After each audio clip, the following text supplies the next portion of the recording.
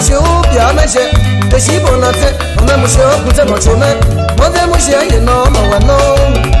À ma part, mon Dieu, à ma bien méché. Anya, le chibon, ou quoi nous. Oh, il s'est cassé, mais on t'a fou, mais non. Il y a un maintenant, non, vous mettez un nom, vous mettez. Y'a plus vous, ma soleil, on m'a fait où. Ma soleil, bédié, mais on m'a fait. Amakabou etene, amakabou sivine ou. Mon Dieu, mais on m'a fait. Ma sangue chérie, mais on m'a fait où. Il choisit pour y aller, mais on m'a fait où. Je chie, pas bien que m'a fait où. Conseil, pour bien que m'a fait où. Pendant tout le conseil, pour bien que m'a fait où. Mais on peut les viser, il y a un aimant. Conseil, quand on pour bien que m'a fait où. Y'a pas mais c'est DJ, il n'en a zéro. Abérane, il n'en a zéro, ça peut faire où. Achiapia, les envers, il n'en a zéro. Abo Marie, il n'en a zéro, ça peut faire où. Abo Léon, il n'en a zéro.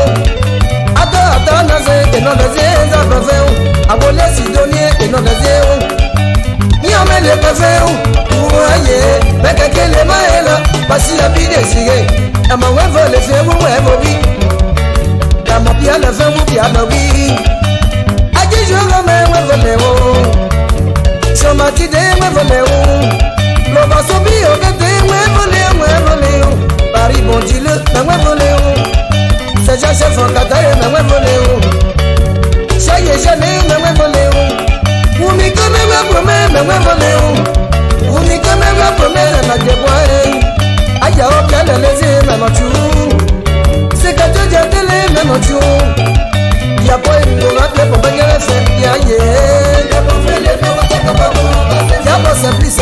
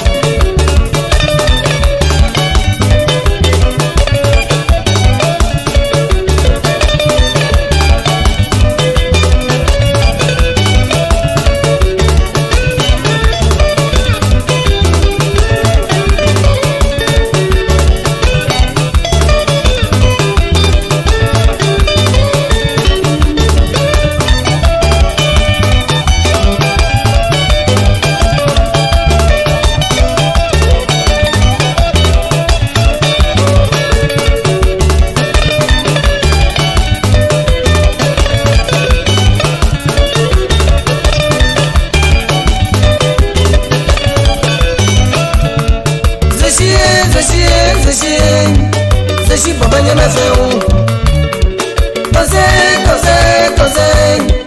Conseil pour baigner mes feux. Avec les giselés pour baigner mes feux. Mais on va les biser, il y a un aimant. Pour pousser les seins pour baigner mes feux.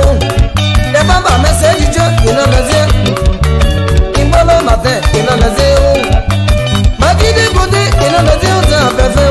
A voler à partir, oui, il en a zéro. Ni à mettre le feu. Voyez, mais quelqu'un les mains là, papa t'es sorcelé. Et mon ouais veut les faire, ouais, Bobby. Et il a trop pas vous bien le oui. Et mon ouais veut les faire, ouais, voler, oh. La lèvre Roland, mais ouais, voler. Et dire à Faïlé, ouais, voler, oh. Et dire Laurent, ouais, voler. Je suis pour baigner mes feux, oh. À mon Jackie, pour baigner mes feux, oh.